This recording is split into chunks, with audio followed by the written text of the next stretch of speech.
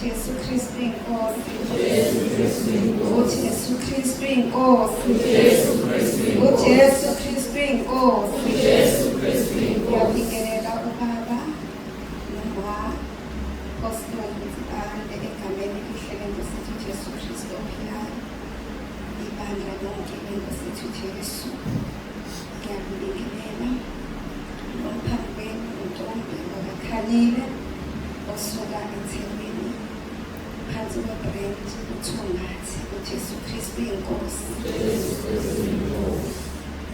ngizobonga noNkulunkulu ngixolise ngokuqala mhla sisikhansile bese eqale wayihlawulela indlela uthi balile usizo zakho ukuthi aziningi yini uJesu Kristu inkosi. Ngiyambonga kakhulu uNkulunkulu nami engigcinile uthe ngisasebenza bekade umuntu osekhulile omdala washona uthe mesehambile eseshonile ngicela usiqala njengakashona ugulile umegula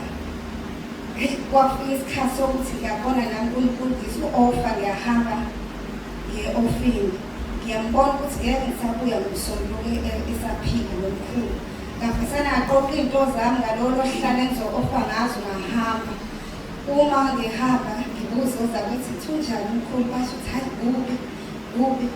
ngoba nje bathi hayi impela koba yinhlanhla kufika usuku oluthile khona hayi ngibone nami ukuthi hayi ngeke ngimfice umkhulu ushaya usuku langomsombuluko hhayi angizwa lutho ukuthi umkhulu uhambile uma ngize ngifike emsebenzini bafike bathi uzakwethu hayi ngiyacela sisi ukuthi umthethelele umkhulu mangabe kukhona la usambambele khona ethi hayi mina kukhona ngibambele khona umkhulu hayi mengifika omunye ngifike umkhulu elele nje embhedeni ngibona kukuphi impela bachaze ukuthi hayi namhlanje sibona ukuthi cishe wahamba nje mini isikhathi sike samtithinga nje sabona ukuthi besehamba hayi ngangazi ukuthi kwenzakalani mase ngifika ngithi mkhulu umukela uJesu njengenkosi nomsindisi bamaHindu bebakhonza abanye uNkulunkulu ngithi mkhulu umukela uJesu njengenkosi nomsindisi isikhathi chance manje ukuthi umukela uJesu umkhohla lapho eparadise noma ehayidisi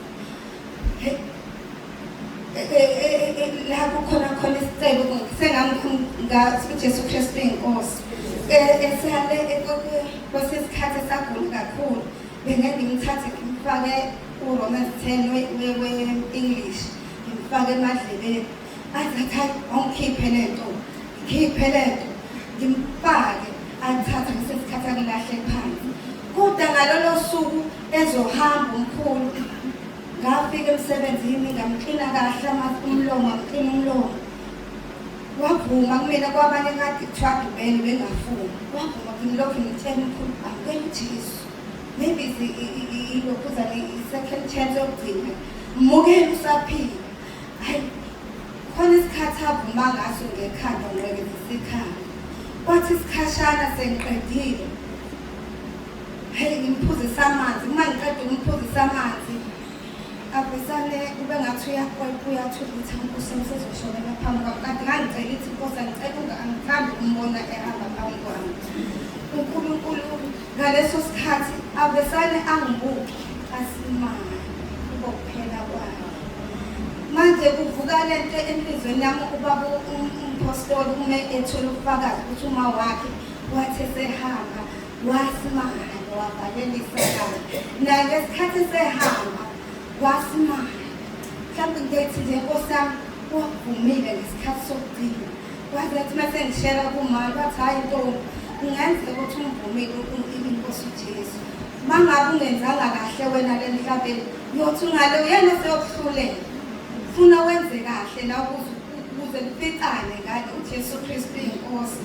ngalokho nje ngithi ngiyambonga uNkulunkulu uthe noma usuphelile lo msebenzi uNkulunkulu angifuni ngihlale phansi uNkulunkulu wenza amamizi bazalwane bangiprovide angizange kuzwele ukulanga